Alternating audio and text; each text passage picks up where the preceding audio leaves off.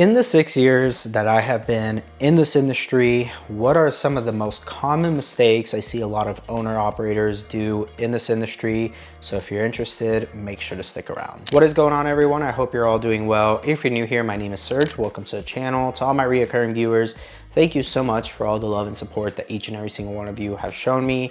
And if you have not yet, make sure to go check out legionassistedlivingacademy.com, where I teach how to start your own facility from A to Z. Also, there's additional resources there that you can also purchase, such as the Performa template.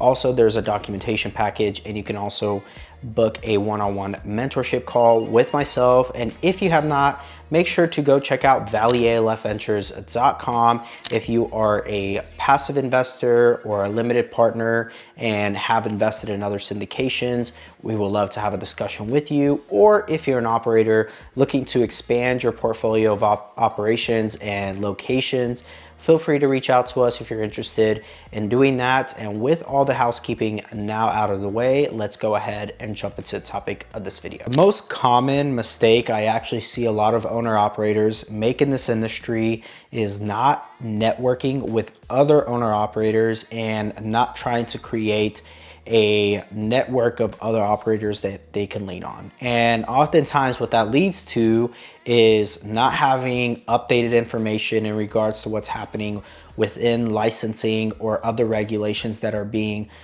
put down through the pipeline, and not being able to see exactly what's going on big picture. And also, you're not being able to actually utilize each other's resources if you're not doing that. You only know what you know. And what happens oftentimes is other individuals who have really expanded and really grown in this industry, including myself, is working and being able to network with other owner operators within this industry to be able to stay on top of things and to be able to utilize each other's resources. So for everyone out there who's looking to get into the space, and once they do get into the space, do not stop going and working with other individuals within the space and joining different groups that are out there locally to you, and also being able to talk with them and to be able to share resources. The more you're able to give, the more people are going to be receptive to being able to actually work with you.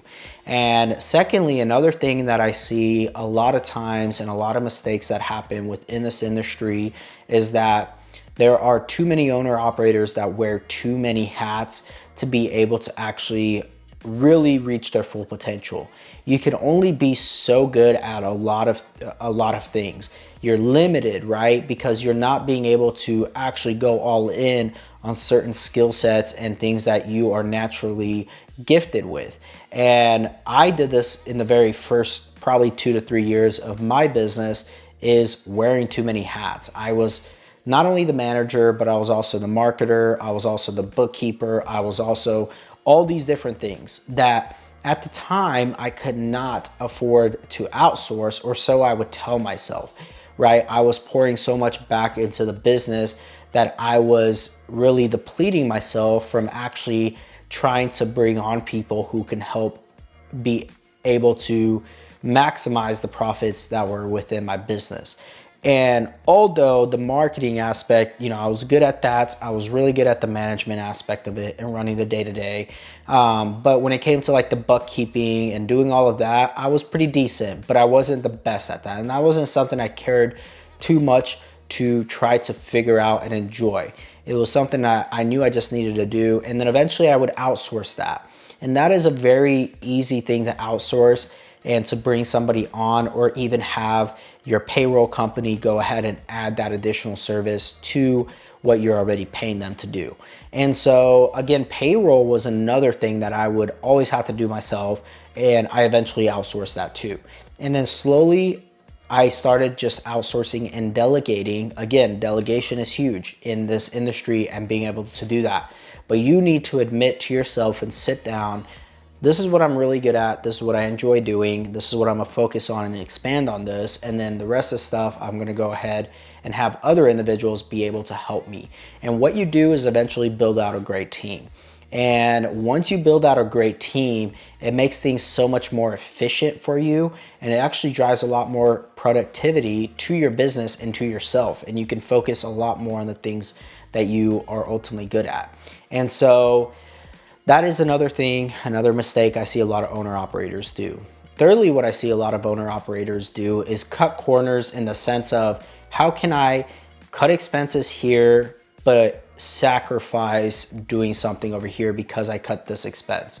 Meaning, oftentimes the first thing that people like to cut out is marketing dollars, and then secondly, is cutting down the payroll. Once you start doing those two things, that's typically a sign of a business that is ultimately gonna fail or be struggling in a couple year or two. Because if you are not putting money towards marketing, and that goes towards your placement agents, that goes towards networking meetings, that goes towards any type of groups that you can join, that goes towards actual online advertisements that you need to do for your business, so on and so forth. All these marketing dollars, once you start eliminating those, what happens is you're not going to have the clientele, you're not going to have the revenue coming in to support the payroll that you have. And so payroll typically follows right after that. You're like, oh, I can't afford to keep this individual on any longer.